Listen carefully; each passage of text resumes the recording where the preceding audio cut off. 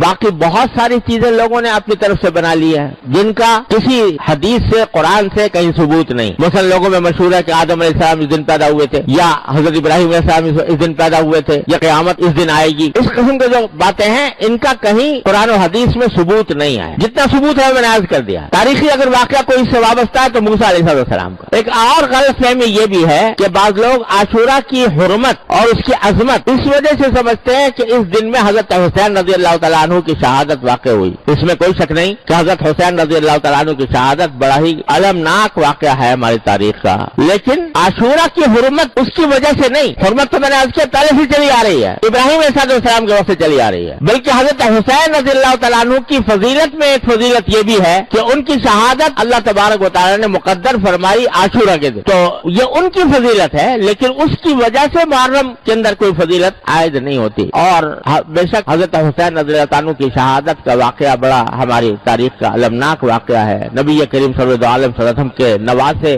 آپ کے جگر گوشہ, وہ اس طرح شہید ہوئے مظلومانہ انداز میں.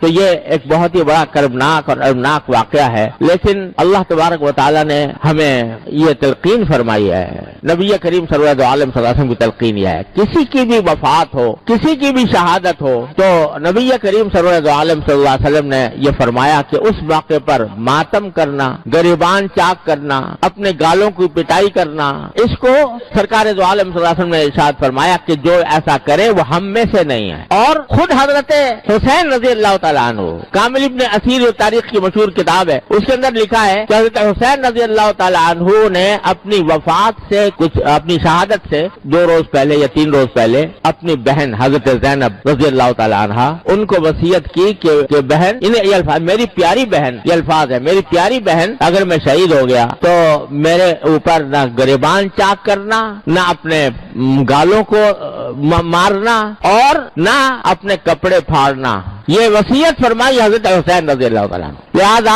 اس قسم کی جو کارروائیاں کی جاتی ہیں وہ نبی کریم صلی اللہ علیہ وسلم کے احکام کی بھی خلاف ورزی ہے, اور خود حضرت حسین رضی اللہ تعالیٰ عنہ کے احکام کی بھی خلاف ورزی ہے. یہ بات مناسب اور نصیحت کے انداز میں ان لوگوں سے کہہ دینی چاہیے کہ جو یہ کام کرتے ہیں. لیکن یہ بھی ساتھ میں عرض کر دوں کہ بندے کا کام یہ ہے کہ وہ حق کی بات حق طریقے سے, حق نیت سے اور نصیحت کے انداز میں, شفقت اور محبت کے انداز میں پہنچا دے اس شخص کو جو غلط راستے پر ہے. لیکن پھر اس کی ذمہ داری ہے کہ وہ حق کو اختیار کرتا ہے یا باطل کو اختیار کرتا ہے.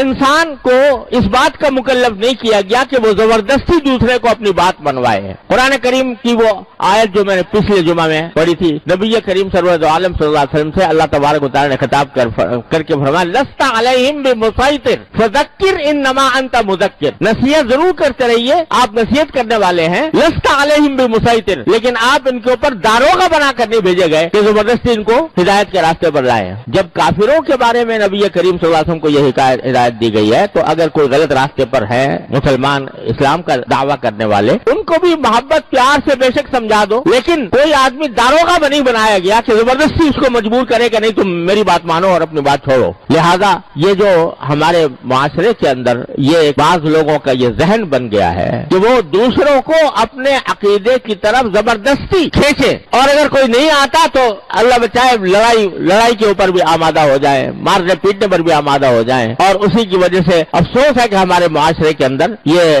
قتل و غارت گری کا بھی بازار, خاص طور سے محرم کا جب مہینہ آتا ہے تو اس کے اندر لوگ سہمے ہوئے ہوتے ہیں کہ پتہ نہیں کیا ہو جائے گا, اور ایک دوسرے کے اوپر لڑنے مرنے کے لیے تیار ہو جاتے ہیں اور دوسروں کے خون بہانے کے لیے تیار ہو جاتے ہیں. ارے یہ تو وہ مہینہ ہے کہ جس کے بارے میں شروع میں بتایا کہ کافر لوگ بھی, لڑائی اگر ہو رہی ہوتی تھی محرم کا مہینہ کے اندر, لڑائی ان کے نزدیک بھی حرام تھی. کافر لوگ وہ لڑائی کو اور کشت و خون کو, خون ریزی کو ناجائز سمجھتے تھے. اب اگر مسلمان اس محرم کے اندر ایک دوسرے کے گلے کاٹے, ایک دوسرے کے اوپر حملہ آور ہو, یہ بڑا زبردست عیب ہے جو اس قوم کے اوپر لگ رہا ہے. اس سے خود بھی بچنے کی ضرورت ہے اور دوسروں کو بھی بچانے کی فکر چاہیے کہ اس مہینے کے اندر کوئی لڑائی جھگڑا نہ ہو. بات حق بات کہنا ہر مسلمان کا حق ہے، اور وہ دوسرے تک حق بات پہنچائے پیغمبرانہ طریقے سے۔ پیغمبروں کا طریقہ یہ نہیں ہوتا کہ وہ دوسرے کو گالیاں دے کر دوسروں کے اوپر حملہ آور ہو کر اپنی بات منوائیں۔ پیغمبروں کا طریقہ وہ ہے جو اللہ تعالیٰ نے حضرت موسیٰ علیہ السلام کو سکھایا کہ تم فرعون کے سامنے جا رہے ہو تو قولا لہو قولا لینا، فرعون کے سامنے بھی نرم بات کرنا۔ اب اندازہ لگائیے فرعون سے بڑا گمراہ کون ہو سکتا ہے؟ لیکن اللہ تبارک و تعالیٰ نے حضرت موسیٰ علیہ السلام کو تلقین فرمائی کہ ان سے نرم بات کرنا، لعلہ یتذکر و یخشی، ہو سکتا ہے وہ بات مان لے، ہو سکتا ہے اللہ کا ڈر اس کے دل میں پیدا ہو جائے۔